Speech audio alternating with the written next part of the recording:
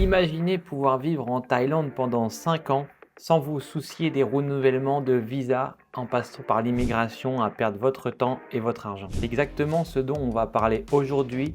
Je vais vous dévoiler comment j'ai réussi à obtenir le fameux sésame que l'on appelle DTV.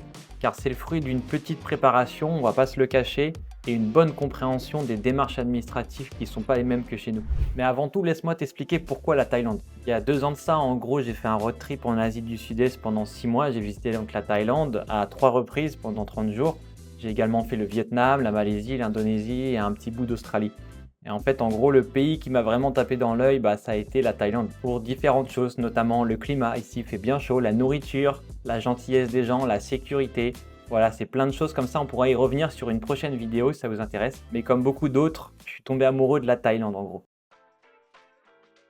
Donc c'est un visa de 5 ans, donc ça vous évitera déjà de faire des visa run tous les 60 jours à la frontière pour recharger votre exemption de visa. À chaque entrée sur le territoire, il permet d'avoir 180 jours non-stop en présentiel sur la Thaïlande. Donc du coup, c'est un multiple entrée, c'est-à-dire que vous avez 5 ans au total, mais à chaque entrée, vous avez 180 jours, donc ça fait 6 mois d'affilée. À l'issue de ces 6 mois, tu as 2 solutions.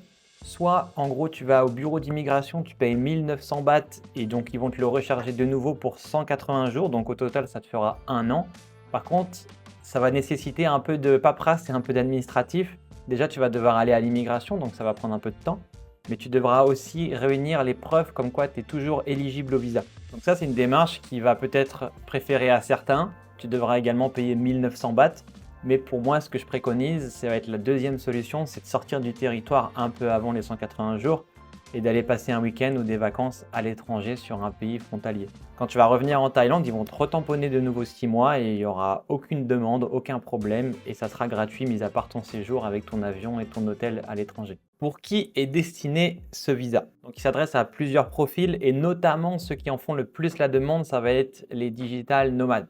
Donc en gros, tous ceux qui vont travailler à distance, qui vont avoir une activité freelance, indépendant, un business en France, ou bien même ceux qui sont en télétravail. Par contre, une petite précision, c'est que tu ne pourras pas avoir de clients en Thaïlande. Le deuxième profil, ça va être les personnes qui vont faire des activités en Thaïlande, donc notamment de la boxe thaï, de la cuisine, d'autres activités type les festivals et aussi également des interventions chirurgicales. Par contre, selon l'ambassade où tu vas postuler, j'ai bien vu à plusieurs reprises qu'il y a des gens qui se faisaient refouler par exemple pour des opérations dentaires. Donc ceux qui seront le plus à même d'avoir une réponse positive, ça sera digital nomade et professionnel et également, je pense, en effet, au cours de boxe thaï. Parce que personnellement, ça me paraît un peu gros d'avoir un visa de 5 ans pour un festival qui va peut-être durer 3-4 jours. Donc bon, à tester. Donc comme je le disais, tu ne pourras pas avoir de clients en Thaïlande, mais non seulement tu ne pourras pas non plus avoir de job en Thaïlande. C'est-à-dire que si tu veux trouver un travail ici, c'est pas le bon visa, il te faudra un work permit pour ça. Et même si c'est ta propre boîte thaïlandaise, c'est pas le visa le plus adapté, ça sera à vos risques et périls. Donc de la même manière, si tu veux lancer un business en Thaïlande, un resort, un bar, un restaurant ou autre, ça sera un visa qui sera adapté seulement si tu veux faire du repérage pendant quelques temps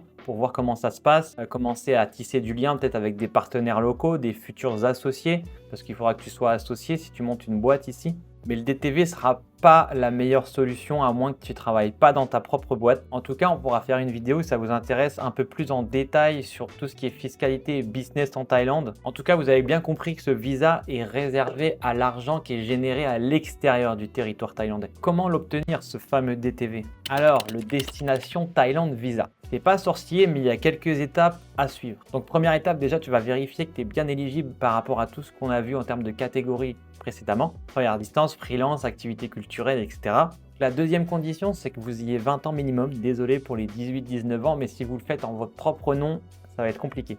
Ensuite, si vous êtes donc digital nomade dans le business, dans le professionnel pour cette demande de visa, vous allez en faire un bon portfolio pour présenter cette activité. Donc littéralement, en tant qu'entrepreneur, tu vas présenter sur un dossier de quelques pages vraiment ce que tu fais, les projets que tu as pu sortir, avec qui tu as travaillé, dans quoi tu as travaillé, comment ça se fait que tu en es arrivé là à faire ça. Tu peux ajouter des photos, des screens, ça rendra un peu plus sympa la lecture. Et c'est important de bien présenter ce que tu fais pour que la personne qui est en train de lire ton dossier comprenne rapidement ce que tu fasses. Tu peux même y ajouter des URL si tu as travaillé avec des clients pour la création de site internet ou si toi-même tu as un site internet, n'hésite pas à le mettre.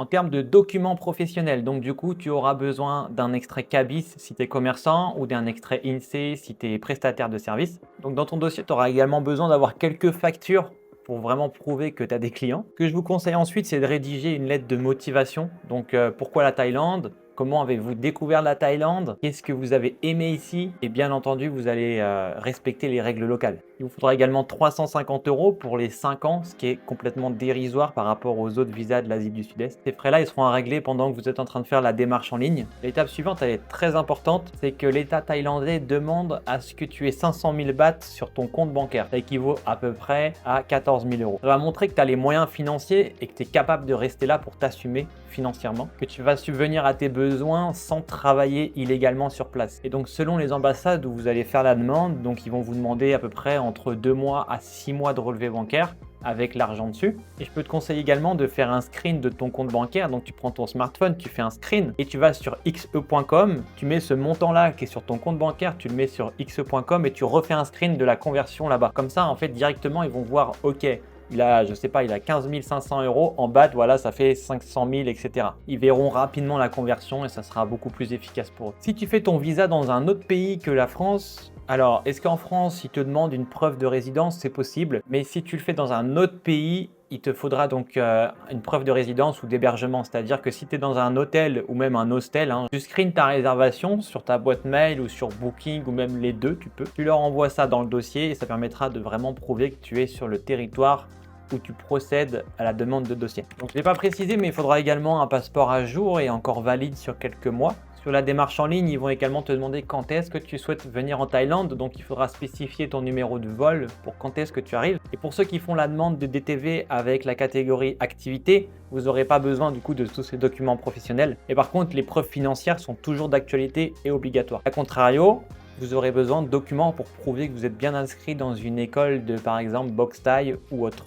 Et vérifiez bien qu'elle soit bien agréée et que vous aurez les documents pour prouver que vous êtes bien inscrit. Donc, quelques informations supplémentaires bien importantes. Si vous faites votre demande de visa dans un autre pays que la France, par exemple, tous les documents doivent être traduits en anglais. Seconde information, si tu as déjà eu des overstays. Donc, les overstays, c'est quand tu dépasses ton exemption de visa de 60 jours gratuits, par exemple, ou que tu avais un visa étudiant, j'en sais rien, 3 mois et que tu as dépassé. C'est un peu plus compliqué ensuite pour faire la demande, mais ça peut passer. Passons au choix de l'ambassade. Alors personnellement, je vais te recommander l'ambassade où je suis allé. Comme ça sera plus simple pour vous faire un feedback. Alors c'est l'ambassade de Hanoï. Pourquoi Hanoï? Pour plusieurs raisons. Déjà, j'étais déjà en Thaïlande avec mes 60 jours épuisé, donc je suis sorti du territoire et le plus simple c'était un pays limitrophe, donc le Vietnam est juste à côté avec un billet d'avion à peu près à 50 € pour y aller. Mais pas seulement cette raison-là, c'est également parce que l'ambassade de Thaïlande qui se situe au Vietnam et celle de Hanoï, pas celle de Chi Minh, est très réactive. Les demandes généralement c'est entre 3 à 5 jours ouvrés pour avoir une décision sur votre dossier. Si tous les documents sont en ordre, ça peut être bien plus rallongé si vous n'avez pas tous les documents en ordre. En France, le processus, il est un peu plus allongé, il va se situer plutôt aux alentours de 4 semaines et certaines ambassades peuvent également demander plus ou moins de documents. C'est un peu à l'appréciation de l'ambassade et de celui qui analyse votre dossier. Par exemple, l'ambassade de France peut vous demander des déclarations URSSAF si vous êtes professionnel. Alors que moi, on ne m'a pas demandé de parler de chiffres. Il y a certaines ambassades qui peuvent également vous demander des traductions certifiées. Pour Hanoï, ça n'a pas été le cas. Pour ma part, j'ai traduit sur Google Traduction tous mes documents. En quelques secondes, vous insérez le document et il ressort traduit. Par contre, faites bien attention quand vous faites donc du coup votre demande de DTV directement ou peu importe le visa depuis un autre pays, il faudra bien ajouter à votre dossier le tampon d'entrée dans ce pays pour bien prouver déjà non seulement que vous êtes là, pas seulement avec une réservation sur Booking, parce que vous pouvez très bien réserver et ne pas y être, mais il faudra donc du coup bien prouver que vous y êtes avec ce tampon sur votre passeport. Donc une fois accepté, félicitations, vous pourrez imprimer le visa directement en papier, ça sera plus simple pour vous au niveau de l'immigration quand vous revenez en Thaïlande. L'agent vous tamponnera directement 180 jours et ce que je peux vous conseiller, c'est bien de vérifier à chaque fois qu'il y a bien 180 jours sur votre passeport. Ça peut arriver qu'il y ait une erreur, ça peut. Il suffit d'une journée un peu chargée ou un peu de fatigue et en plus moi sur le mien on me l'a écrit à la main en fait le jour où je dois partir, donc ça peut être mal calculé. N'oubliez pas, ce visa DTV ne vous exemptera pas des 90 Day Report. Je sais qu'il y a plein de gens qui le font pas, au moins je vous le précise ici, vous êtes censé le faire pour éviter les complications futures quand vous allez sortir et rentrer du territoire. Donc le 90 Day Report, vous devez préciser que vous êtes toujours sur le territoire actuellement. La première fois, ça sera en physique au bureau de l'immigration et ensuite, vous pourrez le faire en ligne. Par contre, la première fois, il faut y aller très très tôt. Même en arrivant à 7 h du mat, vous allez repartir très tard. Il faudra prendre votre mal en patience et prendre quelques encas pour patienter tranquillement. Les premières centaines de personnes, généralement, elles arrivent à 5-6 heures, je crois bien. Et donc, du coup, même si vous arrivez à 7 heures, vous allez attendre. Par contre, si vous sortez du territoire avant ces 90 day reports, vous êtes exempté parce qu'en fait, il va être reset à chaque fois que vous sortez. Donc, pour résumer, vous avez bien 6 mois de visa, mais vous avez une petite déclaration à faire tous les 90 jours. Et au total, ça vous fait dans tous les cas quand même 50 visas. Et dernière chose, n'oubliez pas, si vous dépassez 180 jours en présentiel en Thaïlande par année civile, c'est-à-dire du 1er janvier au 31 décembre, vous devenez résident fiscal thaïlandais. Donc ça commence un peu à se mettre en place au niveau des impôts, tout ça.